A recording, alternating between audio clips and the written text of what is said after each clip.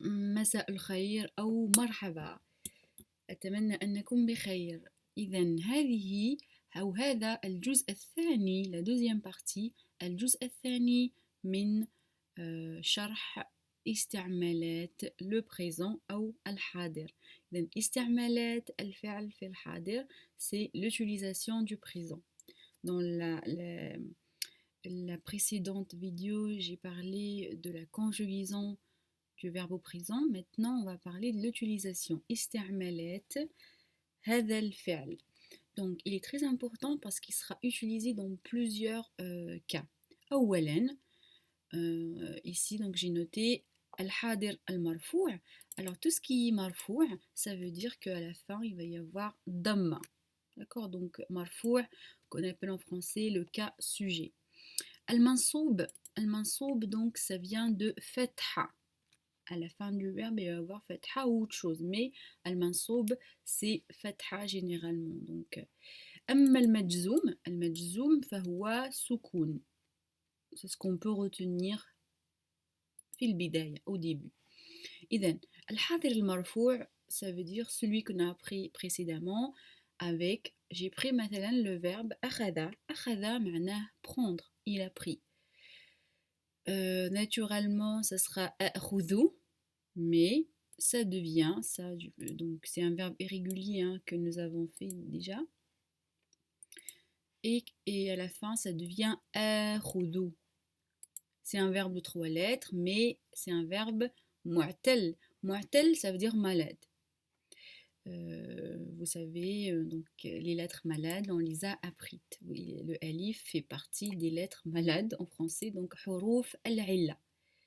Ok. Donc le verbe prendre, pour dire je prends, ça sera akhudhu. Akhudhu. Akhudhu, je prends. Arafa. Arafa, معناه savoir ou connaître. D'accord? Arafa. Et then pour dire je sais ou je connais, ça sera arifu. D'accord? Arifu. Et là, regardez la voyelle, الحركة هذا الحرف, حركة العين, اختلفت. Elle est, comment dire, on l'a modifiée. Et donc nous avons des règles. Après, comment dire, j'ai fait un cours sur cette règle-là. D'accord? Donc cette lettre-là, elle ne sera pas toujours la même que l'infinitif, mais elle peut avoir fatha comme adhabu ou damma comme akhruju. Attendez, je vous mets tout. Donc adhabu, ça reste fatha. Enfin, je parle de cette lettre-là. Adhabu, akhruju, donc je sors. Et là, nous avons a'arifu. Je parle de l'avant-dernière lettre, celle-ci. Je mets bilawn al-akhdar, celle-ci. Et en fait, elle est différente d'un verbe à l'autre. Donc ça, c'est a, adhabu, voilà. Akhruju. Et dans ce cas-là, c'est a'arifu. Donc faites attention à cette lettre-là. Voilà. Mais le reste, c'est le même. Donc a plus sukun plus o. Al-Muhim, donc le cas sujet, c'est ça, ça veut dire que le présent lui-même, pour dire, comme je dis, je prends une pomme, je prends mes clés, donc akhudhu mafatihi, je prends ma fille à l'école, de l'école par exemple, akhudhu ibni ou la ibnati ila al-madrasa. D'accord? Ensuite, nous allons avoir, nous aurons besoin du présent pour faire un nafi. Alors un nafi, c'est la négation, comme vous voyez, avec la. Donc là, ça veut dire ne pas. Et ça fera la a'rifu. Ça veut dire je ne sais pas. D'accord?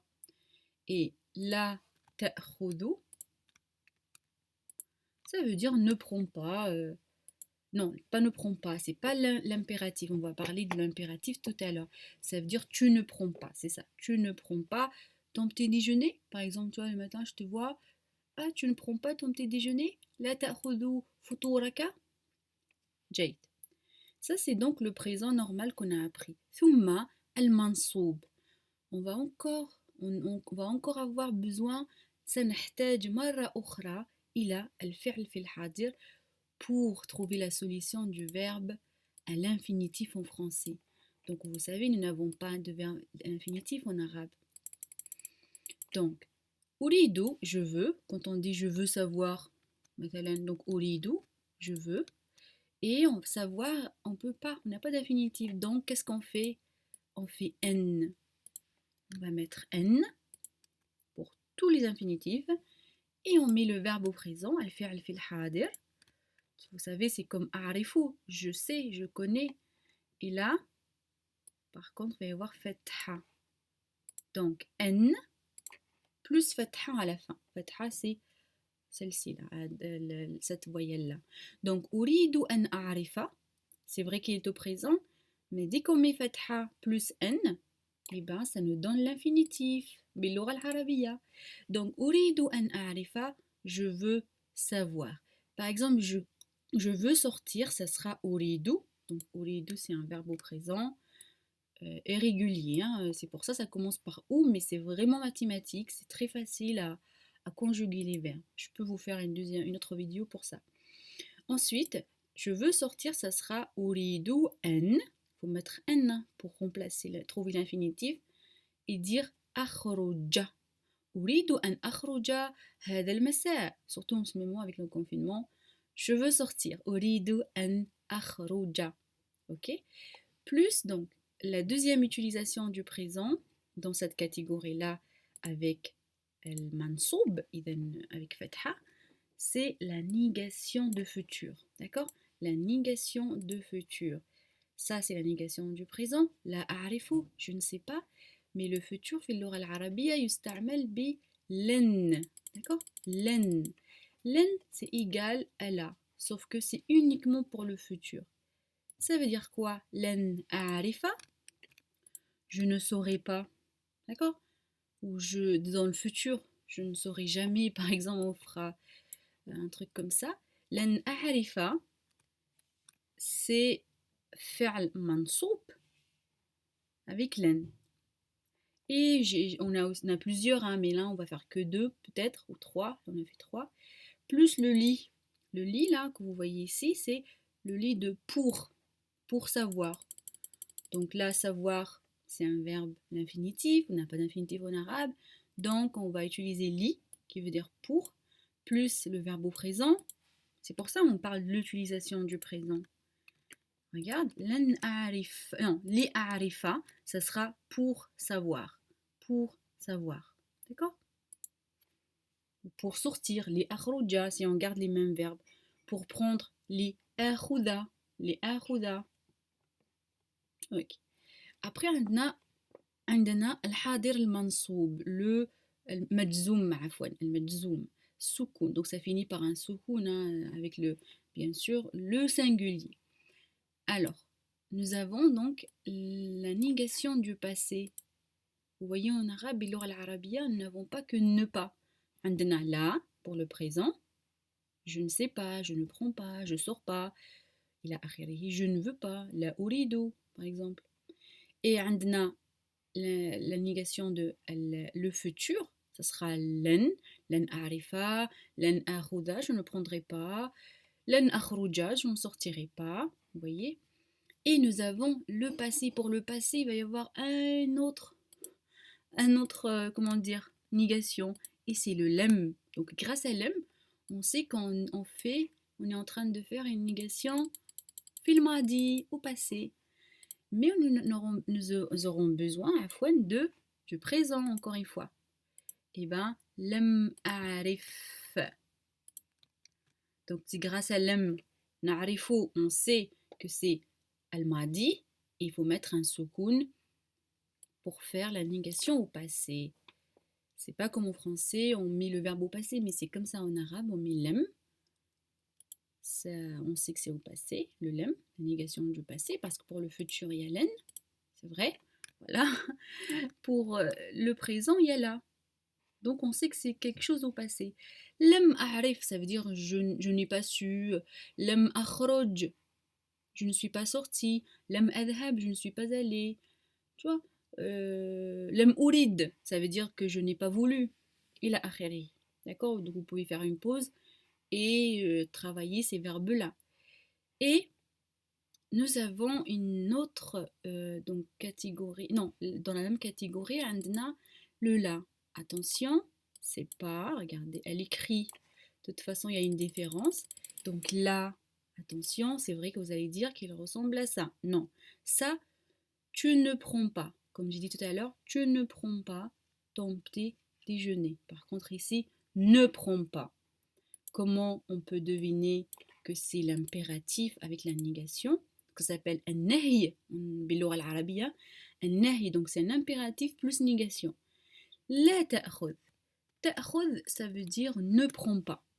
Et comment on sait que c'est pas le présent, la négation du présent? Grâce au soukoun.